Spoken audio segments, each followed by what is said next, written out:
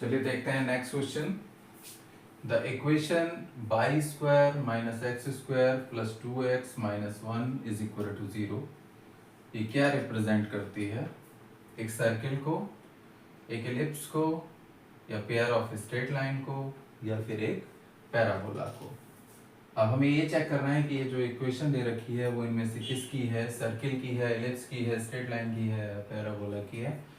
ये पीजीटी में 3 बार आया है, 2000 में, 2005 में, 2011 में। इसी से पता चलता है ये कितना इम्पॉर्टेंट क्वेश्चन है। इसको करने के लिए हमें करना क्या है,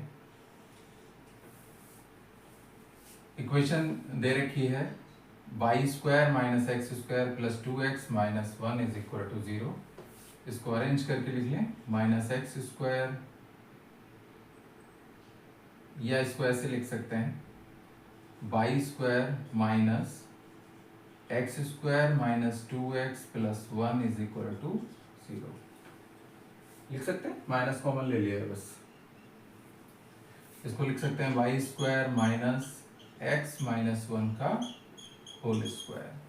ठीक है, ये उस समय हिट एंड ट्रिक मेथड है, मतलब दिमाग पे हिट कर जाना चाहिए कि हमें ये ऐसे कर सकते हैं। ये कोई पर्टिकुलर फॉर्मूले से नहीं किया मैंने, ये जनरली मैंने बस इसको देखा और ऐसे मुझे लगा कि इसको ऐसे कर सकते हैं।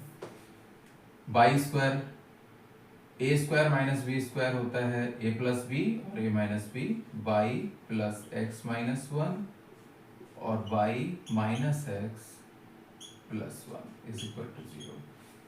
ये स्ट्रेट लाइन की इक्वेशन है, ये स्ट्रेट लाइन की इक्वेशन है। इसका मतलब है ये equation the pair of straight line को रिप्रेजेंट करती है।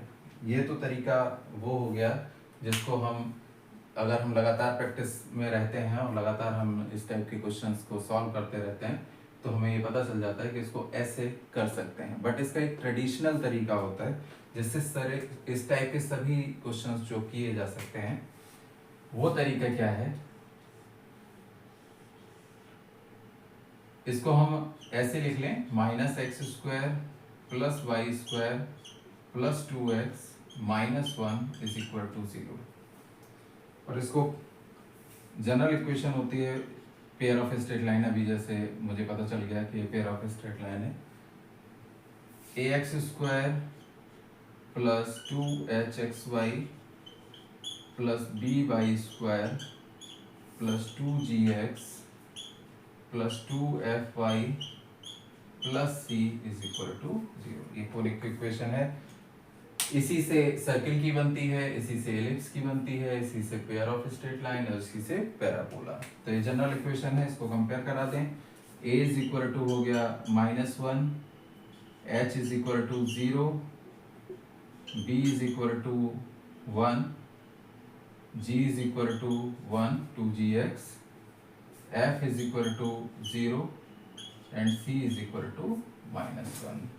ठीक है, चेक कर लें एक बार। a is equal to -1, h equal to 0, b is equal to 1, g is equal to 1, f equal to 0, c equal to -1।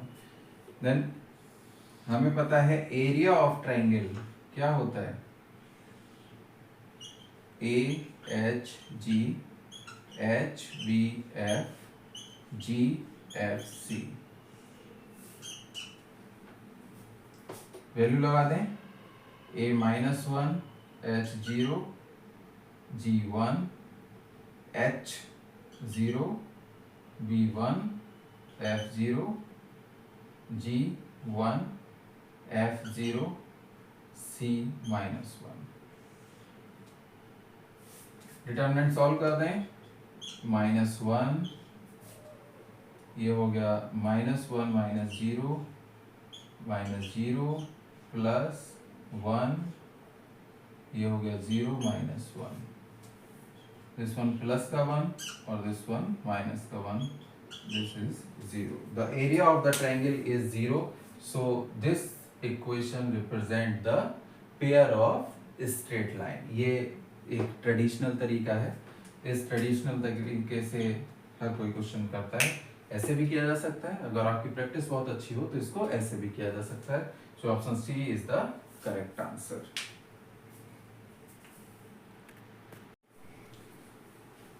चलिए करते हैं next question. The pair of straight line x square minus 2pxy minus y square is equal to 0।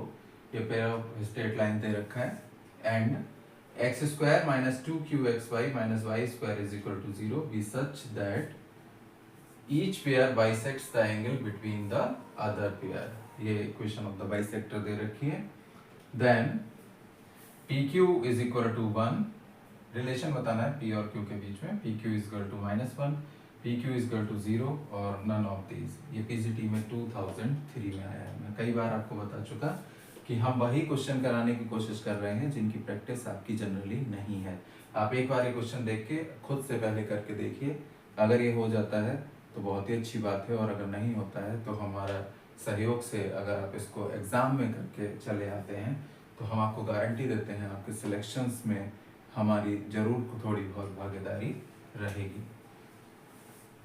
The pair of straight line क्या दे रखा है, x square minus 2pxy minus y square is equal to 0। Equation of the bisector लिख दें।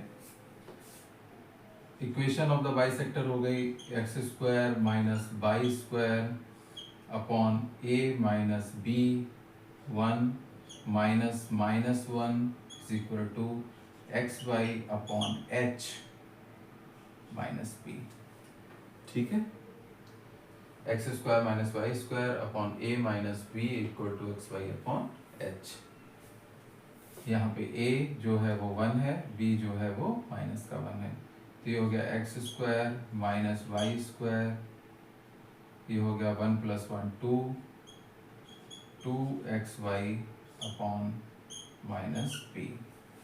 ठीक, ये समझ गए? या x square plus 2 upon p x y minus y square is equal to 0। X square ये प्लस में आ गया 2 upon P x y minus y square is equal to 0। But equation of the bisector दे रखी है x square minus 2q x y minus y square is equal to 0। Both are the same. So दोनों को compare करा दें। 1 upon 1 is equal to 2 upon p upon minus 2q is equal to minus 1 upon minus 1। ठीक है, ये हो गया 1 is equal to 2 upon minus 2q p 2pq, 2 से 2 कैंसिल हो गया, pq is equal to -1। So this one is the relation between p and q. pq is equal to -1. Option B is the correct answer. देख लें कि इस type के जो questions हैं इनको करने के लिए आपको कुछ पर्टिकुलर फार्मूले हैं जो आपको पता होना चाहिए, और आपको वो तरीका पता होना चाहिए कि इसको कैसे किया जाता है।